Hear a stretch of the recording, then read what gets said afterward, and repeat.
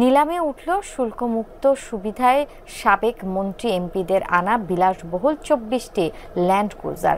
এক একটির দাম প্রায় ৯.৫ কোটি। বিকেলে চট্টগ্রাম কাস্টম হাউসে খোলা হয় দরপত্রের বাক্স। এতে দেখা যায় সর্বোচ্চ দর জমা পড়েছে ৩.৫ কোটি, অবিকৃত রয়ে গেছে ৯টি।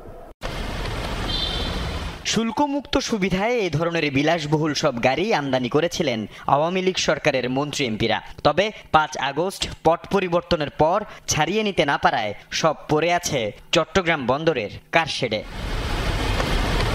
সাবেক মন্ত্রী এমপিদের আমদানি করা ২৪টি ল্যান্ড ক্রুজার সহ মোট ৪৪টি গাড়ি অবশেষে নিলামে তুলেছে কাস্টমস কর্তৃপক্ষ। এ ধরনের গাড়ির নির্ধারিত শুল্ক কর ৮২৬%। তবে মন্ত্রী এমপিরা শুল্কমুক্ত সুবিধায় আমদানির সুযোগ পান। নিলামে এক একটি গাড়ির ভিত্তিমূল্য ধরা হয়েছে ৯.৫ কোটি টাকারও বেশি।